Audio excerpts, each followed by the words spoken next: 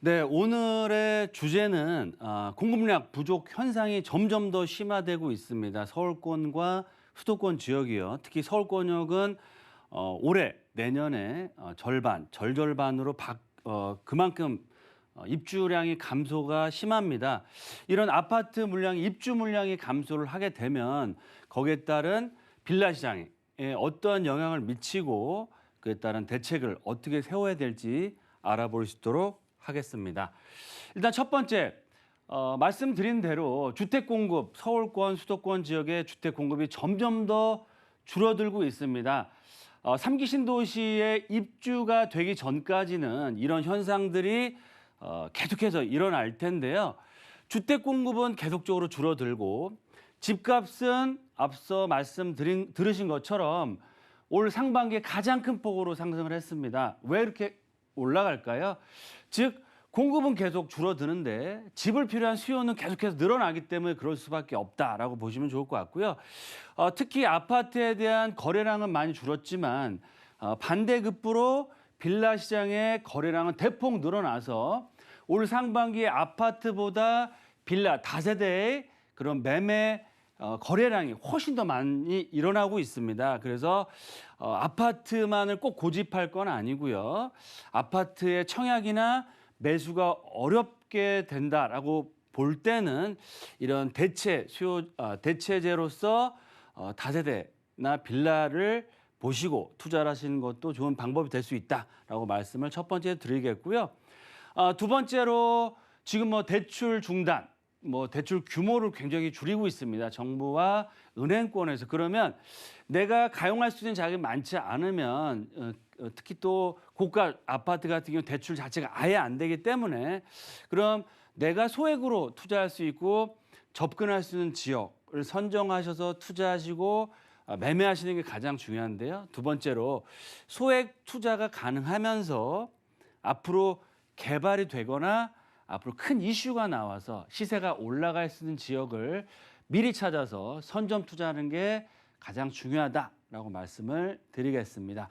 마지막 세 번째로 투자의 삼박자 뭐죠? 소액으로 접근할 수 있어 투자할 수 있으면서 큰 폭의 시세 차익. 거기다가 향후에 재개발이 돼서 정말 돼서 신축 아파트를 받을 수 있다고 하면 정말 더할 나위 없이 좋은 그런 투자의 삼박자를 모두 갖춘 지역이 되는데요.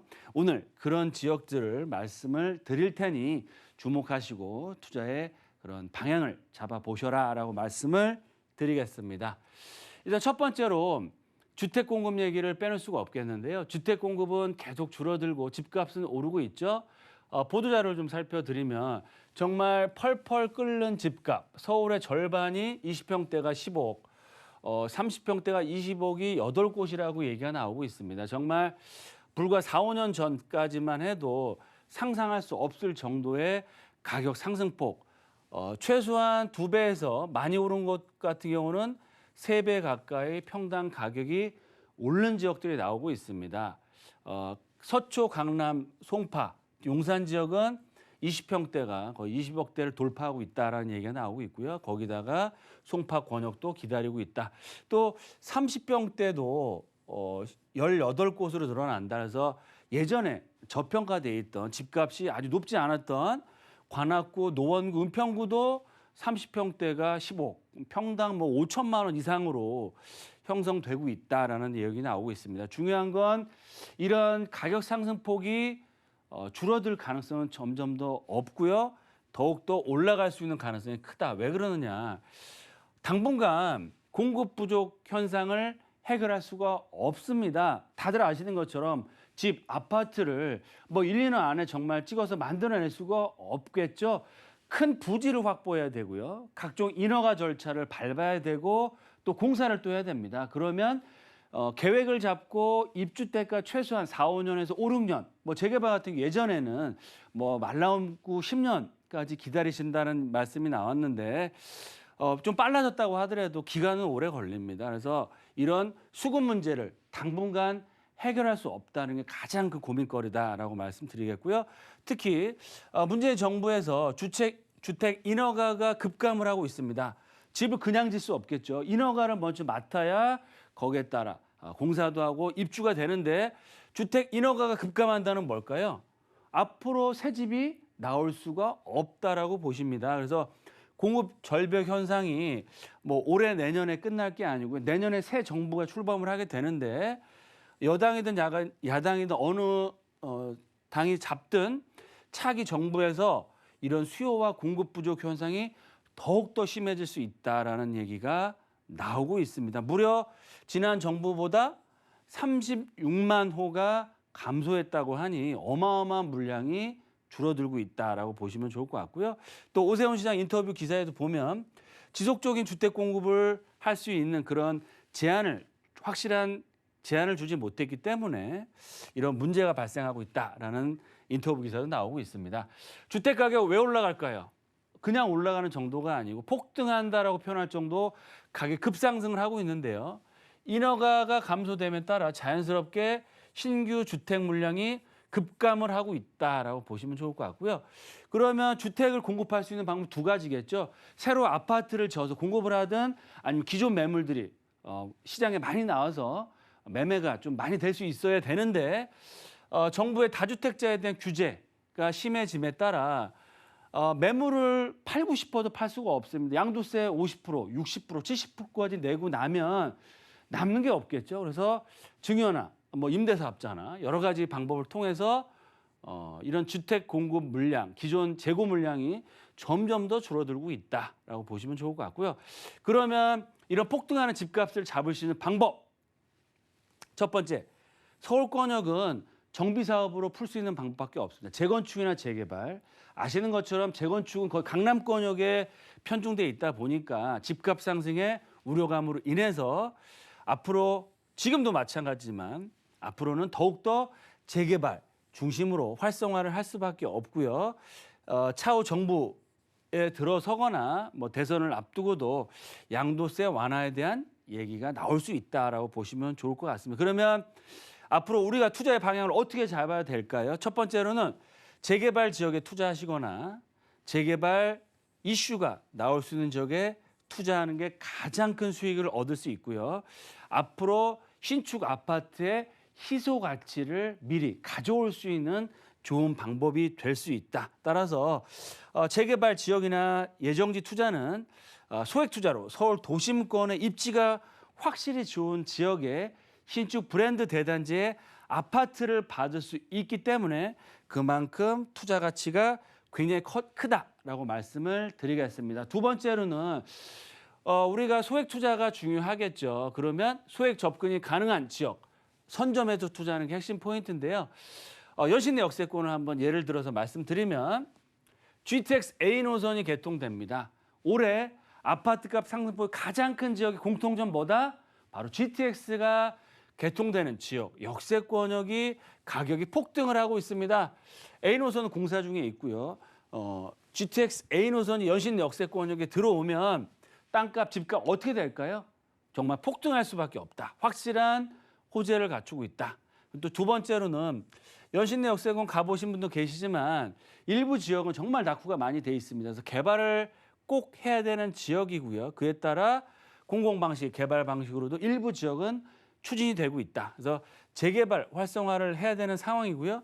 그만큼 가능성은 점점 더 커지고 있다.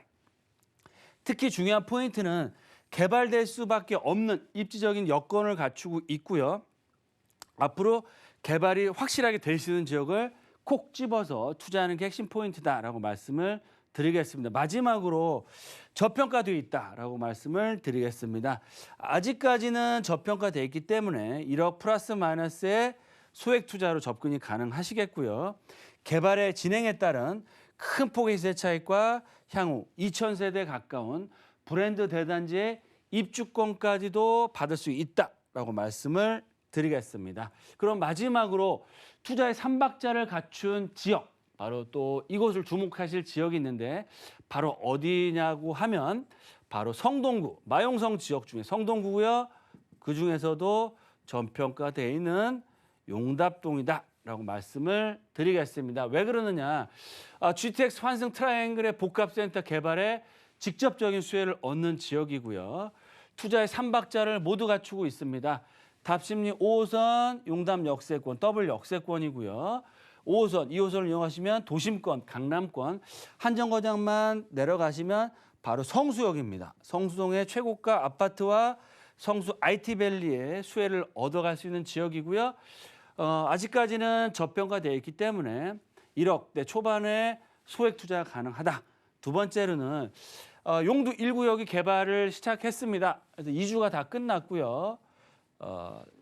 이제 고급 브랜드의 대단지 1700세대가 들어올 예정입니다. 따라서 차후 용답 2구역과 3구역이 될 수 있는 아파트 입주권을 얻어갈 수 있는 투자를 하시는 게 좋을 것 같고요. 주변 인프라가 지속적으로 개선되고 개발 압력이 커지기 때문에 집가 상승과 집값 상승이 계속된다. 마지막으로 가장 중요한 포인트는 용담 역세권 재개발될 가능성이 상당히 높습니다. 노후도가 심각합니다. 40년대 이상 건축물이 85%를 차지하고 있고요. 신축을 할 수 있는 여건이 안 되고요. 주민 개발에 대한 열의가 점점 더 커지고 있기 때문에 앞으로 대단지 브랜드 타운의 그런 아파트 단지로 변화를 준비하고 있는 지역이 바로 성동구 용답동이다라고 보시면 좋겠습니다. 네, 혼란을 많이 느끼시는 부동산 시장이죠. 지금 공급난이 예상되고 있고 현재 진행 중인 가운데 저희 봐야 하는 지역들도 짚어주고 계십니다. 자, 여기서 보시는 게 빌라잖아요. 빌라의 투자 포인트 어떻게 될까요? 네, 세 가지로 딱 정리해서 말씀을 드리겠습니다. 첫 번째, 당분간 3기 신도시 입주 5, 6년, 6, 7년 후 전까지는 공급량 부족에 따른 집값 상승은 계속된다라고 보시면 좋을 것 같고요. 따라서 집값을 잡기 위해서는 어떻게 된다? 공급량을 늘려야 하고요. 공급량을 늘리기 위한 유일한 방법, 재건축이나 재개발을 규제 완화를 할 수밖에 없는 정부와 서울시이다라고 말씀을 드리겠습니다. 따라서 앞으로 재개발의 그런 가능성이 그리고 재개발 활성화가 계속해서 커진다라고 보시면 좋겠고요. 두 번째로 올해 가시기 전에 승부를 걸으셔야 될 것 같습니다. 왜 그러느냐? 앞으로 공급은 계속 줄어들죠. 수요는 늘어나죠. 집값 상승 계속될 수밖에 없습니다. 따라서 승부를 걸으셔야 되는데 지금 집값 상승 폭이 굉장히 크죠. 대출도 어렵고 소액으로 접근할 수 있는 지역, 즉 리스크를 줄이면서 투자할 수 있는 게 가장 좋은 투자 방법이 될 수 있고요.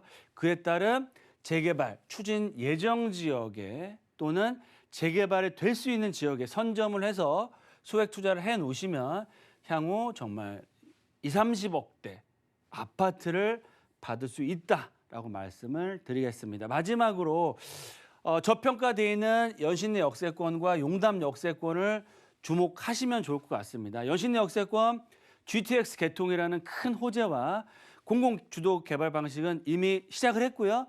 민간 방식의 개발 예정지를 보시고 투자하시면 좋겠다라고 말씀을 드리겠고요. 용답동 성수 전략정비구역의 배후 주거단지이고 성동구란 입지적인 강점이 워낙 큰 지역입니다. 특히 용답 1구역이 올해 내년부터 본격적인 개발 사업을 추진할 예정이기 때문에 용답 2구역과 3구역이 될 수 있는 지역에 주목하시고 투자하시는 게 좋을 것 같고요.